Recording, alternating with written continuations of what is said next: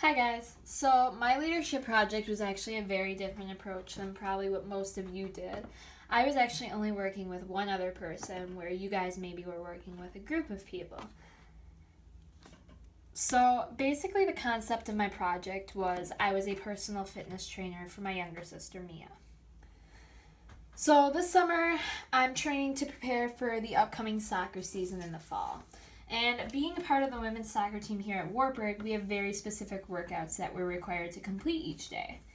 My younger sister, who's going to be a junior in high school, has been joining me throughout the summer. This is where my project comes into play with the workouts. I'm in a position of leadership because I'm the one running the sessions. I'm the personal trainer that basically does the activities with their athlete. So what we do is we do the workouts exactly like we would for my team. Granted, we have to water it down a little bit for her because she's not quite at the fitness level of a college athlete, which is understandable, and it's going to be too tough. But each day has a different set of exercises to complete. We do it 6 days a week, 1 to 2 hours a day, depending on what is supposed to be done. But we have a combination of distance running, sprints, agility cone drills, footwork ladders, ab exercises, weightlifting, plyos, a soccer ball conditioning program, just simply doing footwork on the ball and jumping rope. So the adaptive challenge here is to find a way to motivate.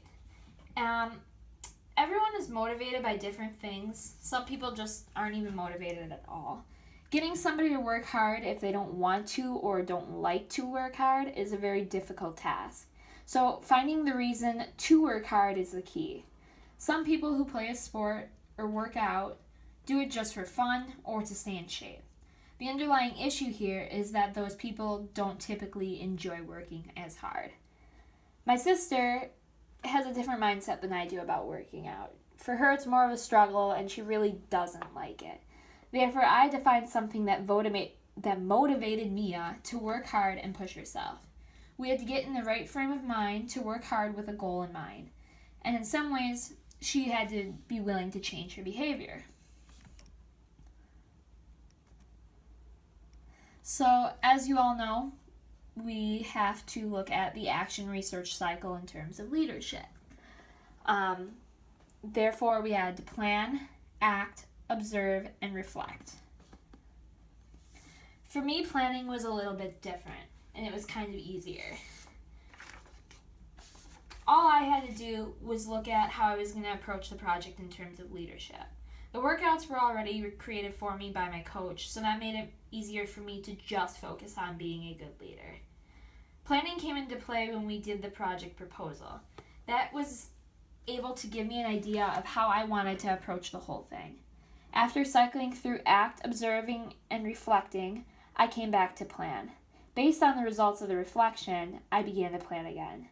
I asked myself what needed to change and what approach I should try this time.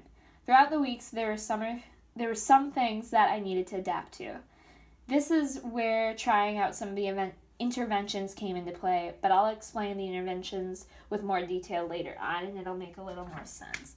So yeah, just to start, I basically looked at how do I approach this as a leader, and then after reflecting, I asked myself, what's something new that I need to try or implement? Then came ACT. ACT was pretty straightforward. Complete the workout sessions and trying the interventions. So basically it was just trying out the plans that I had created for leadership.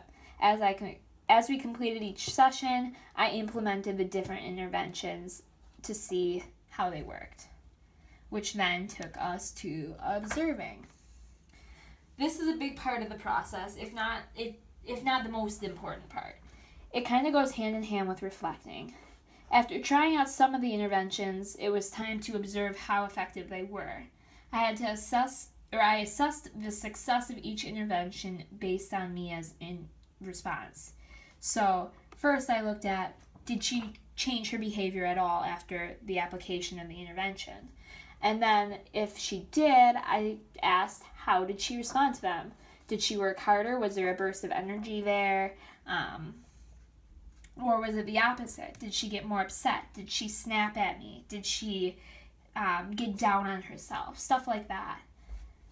And going along with observations comes reflecting. After watching the intervention play out, now I had to think about how it worked. This is very similar to observing, but it's just a more in-depth look. I had to reflect on the specifics of what happened. I thought about what I noticed in my observations and then took it to another level. So that's when I asked myself a lot of questions. I asked questions like, did the intervention work? What specific leadership style is working best? How can I be a more effective leader? What needs to change? Where do I go next? And I had to ask these questions a lot. I looked at it each day and I said, what's working, what's not? And then at the end of the summer, even though it's not the end of summer, so I guess the end of the project, I reviewed what was successful and what methods worked best throughout the entire duration of the project. And essentially, I was reflecting on how can I be a better leader? So like I said before, I had some interventions that I tried out. And the first one we looked at was goals. In order to measure success, the easiest way to do that is to start with goals. And so what I had us do is I had Mia come up with goals, and I had my own goals. And then we had goals that we wanted between the pair of us. So Mia's goals were to make her club soccer team, and then she wants to make the varsity team at the high school this spring. Mine are to pass my fitness test when preseason comes around, to play more minutes and start more games than I did last year. As a pair, we decided the idea between both of us is to simply be more fit than we were at the beginning of the summer and before that. And along with that, we wanted to do these workouts with our arguing as much. We've had track record in the past of not getting along well when it comes to workouts because we have different visions, which is another part of being a leader and having goals. Understanding each other's goals makes it a lot easier to accomplish things. You know where each of you is coming from. So me knowing where Mia wanted to go with this allowed me to help her, and her knowing what I wanted to do allowed for her to kind of put herself in my shoes as well. So we kind of were able to find some common ground there. And some of these goals couldn't be completed yet, but we're well on our way to getting there. As you see, some of them have blue check marks by them, which means those are the ones we have accomplished. Mia already had her club tryouts, and she made the team that she was hoping to. And we both agreed that we feel like we are more fit than we were at the beginning. The workouts seem to be getting easier. Along with that, we seem to be arguing less than we did at the beginning, which is good because it means we are finding that common ground that we were looking for. The rest of the goals, it's not that we've failed them, they haven't come around yet. So we'll accomplish those when we get there. The second intervention I tried was just simply trying out different styles of leadership. And I really focused on 3 different things. I tried being tough, being positive, and then being kind of silent. Being tough never really worked with Mia. She's not the kind of kid who responds well to yelling or, I don't want to say coaching because that would mean she's not coachable, but just you have to find a positive way of coaching her. Whenever I kind of snapped at her, she would snap back at me. So I crossed being tough off pretty quickly. So then I tried to be positive, and that's more my style anyway when it comes to leadership. I'm the kind of person who wants to encourage people, give high fives, and make sure everyone feels good. And that usually worked, and when I say usually, almost always worked. The only times it didn't work is in like the mornings when Mia was tired and she didn't want to hear the upbeat stuff. She just was not having it, which kind of brought me to being silent, which seems like a weird way of leadership to not say anything. However, that's sometimes the best way to lead, I discovered.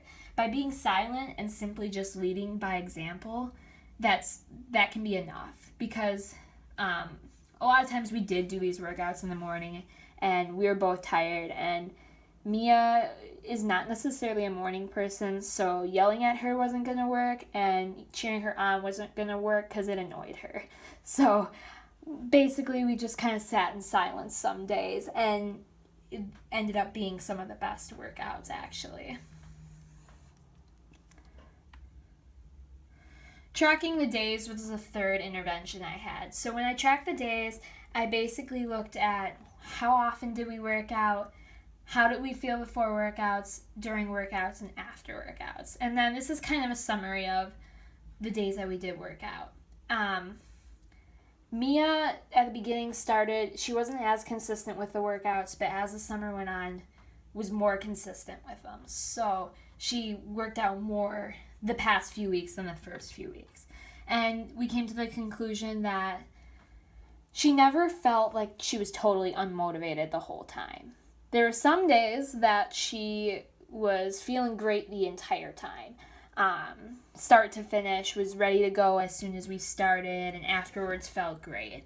Majority of the days, though, it was kind of a mix. Before going to work out, she just wanted to get it over with. She was not excited. It's just not her thing. During the workouts, she said it was really once she got past certain tasks that she kind of turned a corner. There are certain things like ladders are not her favorite thing to do. So once we got done with ladders, she was in a better mood. After the workout was the best. She said she felt exhausted but was really happy and felt good about herself. And so it was kind of her most motivated point in the day. The only times, not the only times, but the times that wasn't necessarily the case is when we worked out in the afternoons, which we had to do sometimes based on the two of our work schedules. So those were the days that before the workout she had like little to no motivation to start. We didn't want to do it. During the workout, it was like once we got moving, it was okay, kind of just, all right, we're doing this now, we can get it done. And then afterwards, it was not really a motivational feeling. It was more just, okay, I'm done. I'm relieved to be done with this workout, out of the way, so-and-so. So that was kind of a summary of the days tracked in terms of motivation and how that her response was. And that got better throughout the summer, which is why most days she felt motivated afterwards.